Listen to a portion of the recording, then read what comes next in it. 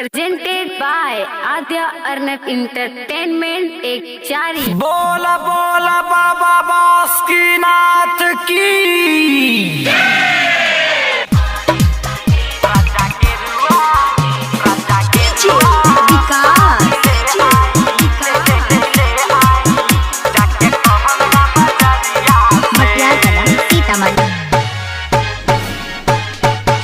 सैया गेरुआ सारी ले आई जाके कहलगा बजरिया से।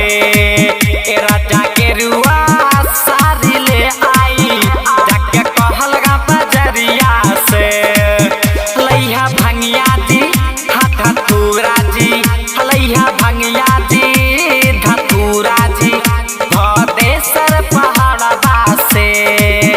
राजा गेरुआ सारी ले जाके कहलगा बजरिया से।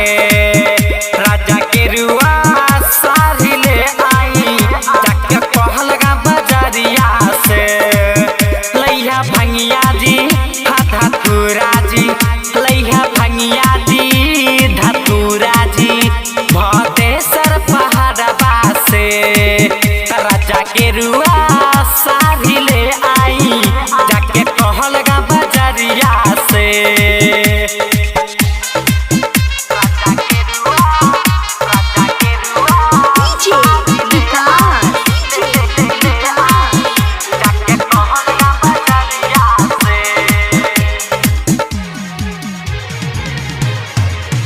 कंवर लाई नकसियाई सुनी राजा जी,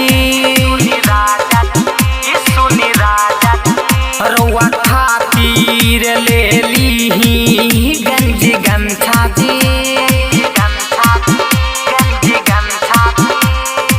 सुल्तानगंज में नहाई भरा जलाबाजी, हाय जलाबाजी।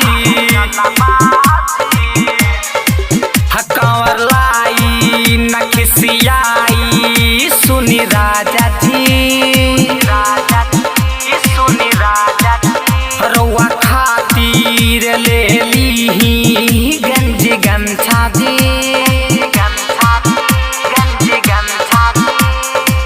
सुल्तानगंज में नहाई भरा जलाबाजी, हाय जलाबाजी।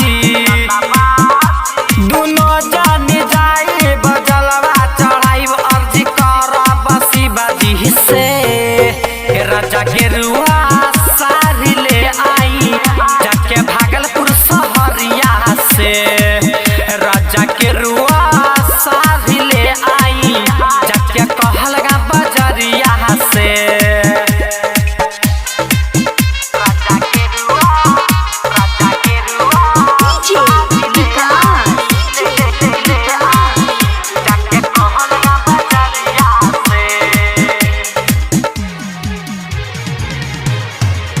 लेके जाई बा भोला द्वारी में बा मलाई जी,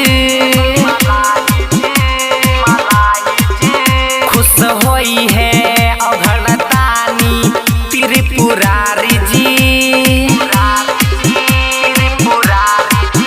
हाँ अजय आशीष जल ढरी है आसो सावन में, आसो सावन में।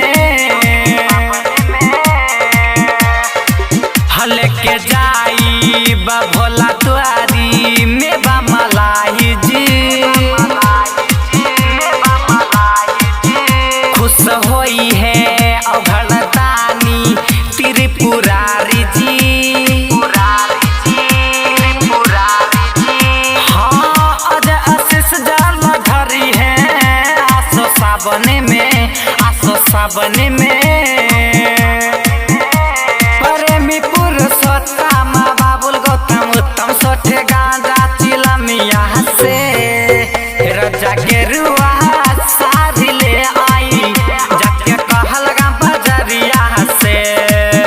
रउआ गेरुआ सारी ले आई जाके भागलपुर शहरिया से। लैया भंगिया जी धतूरा जी, लैया भंगिया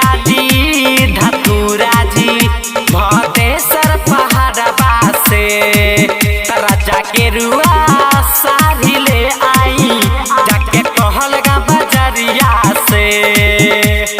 आद्या अर्नब रिकॉर्डिंग स्टूडियो एक चारी।